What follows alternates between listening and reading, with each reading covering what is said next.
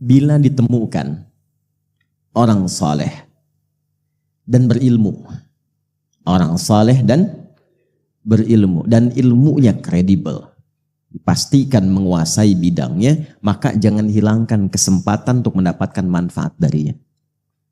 Ini ada misalnya para kiai atau habaib atau ustadz-ustadz, kita tahu ilmunya bagus, kredibel, mengajar di satu tempat, silahkan ambil manfaatnya. Nah dulu para ulama saleh kita, itu sahabat itu diburu sepeninggal Nabi, karena dari mereka bisa didapatkan informasi dari Nabi dan keberkahan. Yang mahal itu berkahnya. Ya, itu yang mahal. Berkah itu ziyadatul khair, bertambah nilai kebaikannya. Ya, contoh begini. Ada kesan di para ulama kita, dan ini riwayatnya tersambung. Kalau sedang gelisah itu seringkali di antara ulama pun cari ulama lain yang terlihat lebih soleh. Cuman untuk datang melihat wajahnya saja. Setelah itu pulang lagi. Jadi melihat orang baik itu auranya sudah berbeda. Kadang-kadang cuman kita lihat saja, tenang hati kita itu. Ya, makanya Nabi sering berpesan kan? Ya, ada orang-orang yang ketika kita lihat wajahnya itu kita ingat Allah, kita ingat akhirat. Itu kan? Ada orang yang kalau kita lihat kita ingat utang, langsung pergi lagi. Baik. Nah, jadi ada kondisi-kondisi itu. Nah, para sahabat itu diburu sepeninggal Nabi. Di antara yang masih hidup itu ada namanya Al-Irbad bin Sariyah. Maka dikisahkan ketika sampai di kediaman beliau itu sedang kurang sehat. Maka datang kemudian mengatakan keduanya, atainaka zairina aidina muqtabisina. Dalam riwayat hadis demikian. Wahai sahabat mulia, kami datang ingin bersilaturahim mengunjungi Anda. Sekaligus kami dengar sedang kurang sehat, kami ingin menjenguk. Ya. Bayangkan, ini pelajaran kedua. Silaturahim yang dibangun oleh orang-orang saleh itu dasarnya lillah. Bukan materi dunia. Karena itu sehatnya bersilaturahim, sakitnya bersilaturahim. Sukanya bersilaturahim, dukanya bersilaturahim.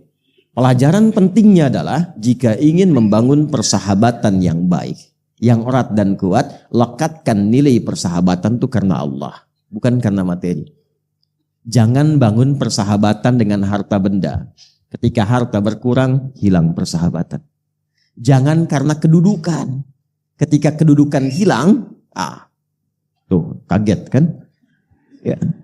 Muncullah kemudian hal-hal yang tidak diinginkan. Tapi lakukan karena Allah, maka Allah turunkan keberkahan dan keridhaan di dalamnya. Jelas? Baik. Kemudian muqtabisin, ini poin pentingnya. Kami datang untuk berkunjung, sekaligus menjenguk karena mendengar Anda kurang sehat, tapi mohon kami tidak ingin kehilangan kesempatan mendapatkan pengetahuan terbaik dari Anda yang tersambung pada Nabi Sallallahu Alaihi Wasallam. Selalu mencari peluang-peluang untuk mendapatkan tambahan-tambahan kebaikan. Kalau bukan ilmu, ada pengalaman, ada akhlak yang bisa ditiru. Sibukkan hidup kita tuh untuk seperti itu saja. Terus tunggu sampai wafat, simple. Dipraktekkan dalam setiap pekerjaan kita. Anda di perusahaan, silahkan praktekkan akhlak mulia itu. Kedisiplinan, kejujuran, kebaikan. Dibawa ke rumah tangga, praktekkan. Sesuai dengan profesinya, tunggu ajal datang. Selesai. Baik, lantas apa jawaban sahabat Al-Irbad? Ini dasar kita. Faqala radhiyallahu ta'ala anhu, kemudian beliau merespon. Tolong di highlight kalimatnya, jazakallah khair. Shalla bina Rasulullah sallallahu alaihi wasallam. Satu kali kami berjamaah bersama Rasulullah sallallahu alaihi wasallam, beliau mengimami kami. Thumma aqbala alaina. Setelah selesai salat itu, beliau menghadap ke arah kami. Fawa'adhana mau'izatan balighah. Lantas beliau memberikan pesan yang sangat dalam sekali. Sebagian komentar dari beberapa sahabat seakan kami merasa pesan ini pesan perpisahan dari Nabi Sallallahu Alaihi Wasallam. Jadi ini diantara hadis yang disampaikan Rasulullah menjelang wafatnya. Dan ini diantara pesan terkuat. Ya, karena itu kalimat nabinya nanti saya ingin berikan wasiat. Nih, saya kasih gambaran gini ya, ilustrasinya. Saya tanya antum ya, kalau ibu sakit ya dengan ibu sehat, Ibu saat sehat kasih nasihat didengar tidak? Oh, kenapa jawabnya pelan? Ibu sedang sehat kasih nasihat didengar tidak? Oh, terjadi perbedaan pendapat. Nah, nanti jangan lupa tahajud ya. Iya, mah kemarin juga tahajud. Tenang aja. Yang kedua, ibu sudah pakai infus, tabungnya 2. Nafas sudah sesak. Anda jenguk ke rumah sakit, ibu bilang, nanti tahajud ya nak. Ya, ingat sama mama ya. Gitu respon Anda bagaimana? Iya mak, insya Allah. Ya kan? Lebih kencang lagi. Nah, pesan yang diberikan oleh orang menjelang wafatnya, kenapa disebut dengan wasiat? Ya, asalnya wasiat itu bukan pesan orang akan meninggal, bukan. Asalnya wasiat itu pesan yang kuat yang harus didengar dan dilaksanakan dengan sungguh-sungguh. Karena itu di Quran pun banyak Allah berwasiat. Wa wassaynal insana, kami wasiatkan. Allah tidak meninggal. Wa huwa hayyun la yamut. Ya kan? Nah, jadi asalnya pesan yang kuat. Kenapa dilekatkan pada orang yang akan meninggal? Karena setiap orang yang sudah di ujung hidupnya itu pesannya lebih cepat didengar dan kuat dibandingkan saat dia masih sehat. Jelas? Nah, balikan lagi, Nabi mau meninggal kasih pesan. Orang tua kita yang bukan Nabi saja kasih pesan kita dengar, apalagi Nabi yang sayangnya luar biasa, melebihi sayang ayah dan ibu kita. Rasulullah. Karena itu ketika menyampaikan pesan penting ini, sikap semua sahabat itu sudah dengar, khusyuk dan baik. Dan optimal untuk melaksanakannya. Apa kalimat Nabi? Usikum bitaqwallah was-sam'i wat-ta'ati wa in 'abdan habasyiyah. Sebelum saya wafat ini, kata Nabi, saya ingin berpesan yang kuat. Jagalah ketakwaan kalian di hadapan Allah. Jaga takwa kalian. Takwa itu gambaran konektivitas kita dengan Allah. Disebutkan sebanyak 240 kali dalam Al-Quran. Nanti wujudnya banyak. Ada sholat. Kan sholat pertama di Quran dibuka dengan kalimat takwa.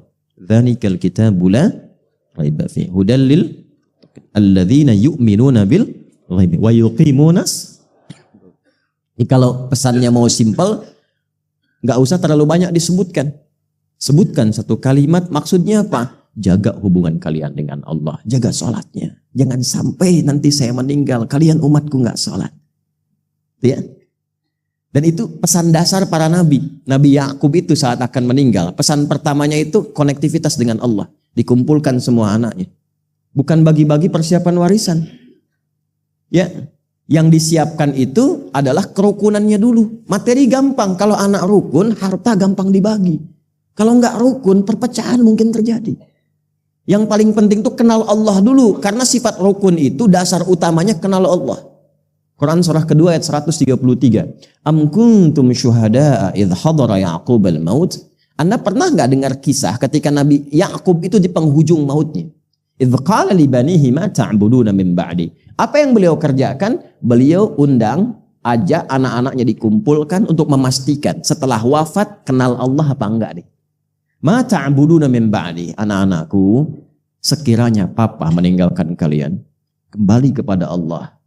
Kalian masih kenal Allah enggak? Papa pengen pulangnya tenang. Apa jawab mereka?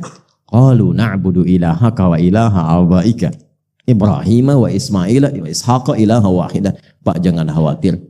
Tidak ada yang melebihi kepatuhan kami mendengar nasihat papa kecuali pengabdian kami kepada Allah. Kami ikrarkan, papa mau pulang sekarang atau besok atau kami duluan, insya Allah kami akan jaga tetap kenal dengan Allah. Tenang. Anak yang dikandung, diberikan ASI, disayang-sayang dan sebagainya. Di penghujung usianya, dia mengatakan, tenang mah, saya akan jaga sholat. Tenang pak, saya akan baca setiap ayat-ayat Quran di penghujung kehidupan ini. Supaya mendapatkan nilai yang lebih baik. Tenang. Itu poinnya. Maka Nabi mengatakan, itu untuk semua, untuk kita, umatku. Dalam era beliau, sahabat-sahabatnya di hadapannya. Tapi informasi ini mahal, ditujukan dan dihimpun oleh para ulama hadis sehingga sampai ke kita untuk memberikan pesan. Ini bukan pesan Nabi kepada sahabat di zamannya saja, bukan. Termasuk kita saat ini. Usikum bitaqwallah. Jaga takwa kalian dengan Allah. Nanti saya berikan rahasianya. Kenapa takwa itu yang paling penting. Ya. Coba lihat lagi. Saat kita puasa, kan itu juga nggak lepas dari takwa. Ayat puasa Al-Baqarah 183. Ya ayyuhalladzina amanu kutiba alaikumus kama kutiba alal ladzina min la'allakum takwa. Haji, umrah nggak lepas dari takwa. Al-Baqarah ayat 197. Ya, al-hajju ashhurum ma'lumat. Faman farada fihinnal hajja fala rafatha wala fusuqa wala jidala fil hajj. Wa ma taf'alu min khairi ya'lamuhu Allah wa tazawwadu fa inna khairaz zadit taqwa. Kurban kemarin takwa juga. La yanalallaha luhumuha wala dima'uha walakin yanaluhu taqwa. Takwa semuanya. Jadi ketika Nabi mengatakan, aku mau wafat. Aku ingin pastikan jaga betul hubungan kalian dengan Allah. Apa sifatnya? Jaga sholat ya. Puasa ya. Kalau sudah punya kemampuan kurban ya. Kalau sudah cukup bekal haji umrah ya. Supaya apa? Wa may yattaqillaha yaj'al lahu makhraja. Kalau kalian punya masalah karena dekat dengan Allah, punya Allah tuntaskan semua persoalannya. Jadi dengan takwa itu nanti tingkat terdalamnya kita merasa punya Allah dalam diri kita. Kalau sudah merasa punya Allah, hidup ringan demi Allah ya akhi. Ringan sekali. Karena merasa punya Allah. Kita nggak sedih saat ada persoalan. Karena punya Allah yang pasti memberikan ketentraman. Kita nggak akan sedih saat belum diterima pekerjaan. Karena kita merasa punya Allah yang sudah mengatur yang terbaik untuk kita. Itulah takwa. Ya. Wattaqullaha la'allakum tuflihun. Tingkatkan takwamu kepada Allah supaya engkau lebih bahagia. Wattaqullaha wa yu'allimukumullah. Tingkatkan takwamu kepada Allah supaya terus bertambah pengetahuanmu. Kuncinya itu. Sebelum Nabi wafat, kalimat takwa itu yang pertama diwasiatkan. Itulah rahasianya. Kenapa setiap pekan khatib Jumat memberikan pesan takwa. Itu. Kemudian wasam'i wa ta'ati. Kalau sudah jelas, sudah paham, dengar patuh. Maka kita sebutkan sami'na wa ata', bukan sami'na wa nanyaina. Kami dengar, kami konfirmasi. Ya, kalau udah paham, lakukan. Subuh 2 rakaat, sudah 2 rakaat saja, nggak usah banyak dibahas. Wah, berdiskusi mencari dalil kenapa subuh 2 rakaat. Udah dua aja, semakin dicari, semakin nggak sholat nantinya. Paham? Ya. Kemudian jaga hubungan baik dengan yang mimpin kalian siapapun. Doakan mereka mendoakan kalian dan saling menyarankan pada kebaikan. Walaupun mungkin tidak ideal seperti yang kalian rasakan. Nanti ditafsir di hadis Muslim nomor hadis 1855 dari seorang sahabat bernama Auf bin Malik al-Ashja'i. Ya, tusalluna alaihim wa yusalluna alaikum. Nah, apa hubungan dengan bahasan kita? Perhatikan redaksi berikutnya. Man ya'ish minkum ba'di. Siapapun yang hidup di antara kalian setelah saya wafat. Itu batuk.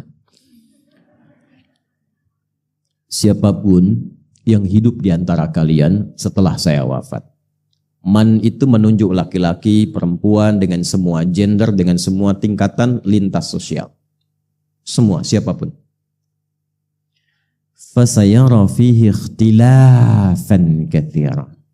Siapapun yang hidup setelah saya wafat nanti, dia akan mendapati banyak sekali perbedaan-perbedaan. Beda pandangan, beda pendapat yang mungkin mengarah pada perselisihan. Nah, ya. Kemudian apa kata Nabi? Fa'alaikum bisunnati wa sunnatil khulafa'ir rasyidin al-mahdiyyin min ba'di. Maka aku berikan rumus, kalau kalian temukan perbedaan-perbedaan dalam bidang apapun dalam hidup, maka cara mengatasinya kembalilah kepada sunnahku, bagaimana aku menuntun menyelesaikan persoalan itu yang juga dipraktekkan oleh para penggantiku setelah aku. Dan sepakat ulama nanti di situ kiranya ada 4. Abu Bakar As-Siddiq radhiyallahu taala anhu, Umar bin Khattab radhiyallahu taala anhu, Utsman bin Affan radhiyallahu taala anhu, dan Ali bin Abi Thalib radhiyallahu taala anhu. Itu kalimat Nabi sebelum beliau wafat, setidaknya memberi pesan setelah beliau wafat, akan muncul banyak perbedaan-perbedaan yang terkadang mengarah kepada apa? Perselisihan. Baik beda pendapat sebabnya ataupun juga beda pendapatan. Ya, saya ke Bogor kemarin, ya angkot ingin mencari pendapatan karena beda, mendapatkan satu kesusul yang lain, marah. Di bisnis dagang, kan persaingan beda-beda, tiba-tiba berselisih, ya. Ya kita nggak usah masuk politik. Yang kita ingin tarik yang paling cepat saja. Nah ini yang penting untuk kita bahas. Ironisnya, perbedaan yang mengarah pada perselisihan itu terjadi bahkan dalam praktek keagamaan. Jadi poinnya, beda kunut dan tidak kunut, debat. Sehingga ujung-ujungnya nggak ada yang ke masjid. Kosong. Padahal tahu yang salah yang tidak sholat subuh. Beda baca bismillah, apakah keras ataukah silent, ribut, kan? Ya, dan seterusnya. Dan sekarang lebih parah lagi. Perbedaannya mengerucut, pertumpahannya mengerucut, orang yang nggak ada, ya tapi tulisannya ada. Yang satu bikin status, yang ribut yang komen. Pindah ke media sosial, Instagram, di Facebook dan macam-macam. Sekarang kelihatan wajahnya, saling jawab di YouTube.